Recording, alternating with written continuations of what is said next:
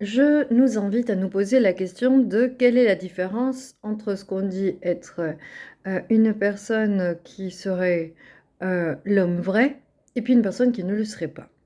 L'homme vrai qui sous-tendrait l'authenticité, qui sous-tendrait la femme qui est dans sa droiture, à sa place, etc., qu'on peut relier aussi au comportement naturel qu'aurait peut-être le peuple qu'on dit encore premier aujourd'hui sur Terre, qui est rempli de valeurs que nous recherchons actuellement, donc les valeurs du vivre ensemble, les valeurs de générosité, la valeur de communication, etc. Donc, c'est la question que je me suis posée pour nous, qui me fait penser à ce livre Message des hommes vrais au monde mutant, où il y a un peu cette comparaison qui a été élaborée il y a quelques années.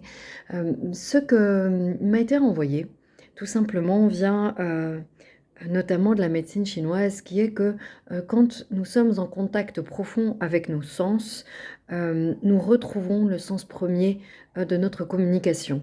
Et que aujourd'hui, la pensée, en fait, si vous regardez la tête, hein, notre tête correspond à la zone cérébrale.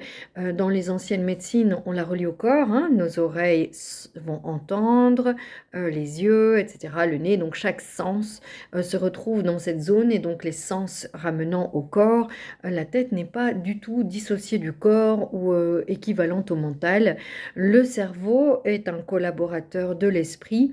Il est censé donc être au service, donc le mental au service de la conscience dans la traduction, on va dire, qu'on pourrait lui donner. Donc c'est important de voir que si notre activité cérébrale de projection ou de réflexion sur le passé est hyper présente, nos sens sont obstrués ou n'ont pas notre attention que pour être actifs.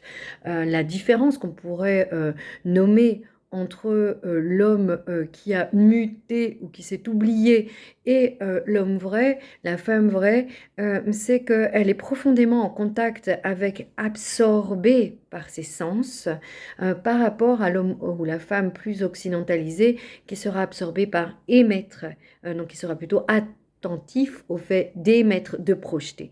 Donc, c'est là où je note la première différence qui va donner en fait, c'est un peu la différence fondamentale, puisque une fois qu'on est de nouveau en contact avec nos sens, nos qualités de communication changent, et si nos qualités de communication changent, eh bien nos valeurs vont aussi s'adapter. Donc je nous invite à nous poser cette question et au final, euh, au départ, les voies comme le Tao ou les voies du yoga n'étaient pas là pour nous détendre.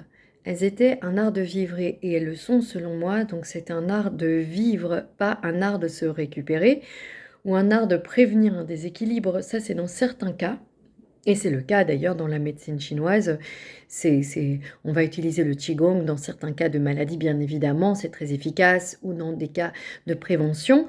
Euh, mais le premier objectif est l'art de vivre au quotidien, c'est-à-dire de garder l'équilibre dans nos sens. Le yoga de même. Et donc, rappelons-nous que si on est formaté à devoir nous détendre, c'est parce qu'on est tendu. Et que chaque jour, cultiver la présence de par nos sens ouverts, c'est retourner dans notre vérité.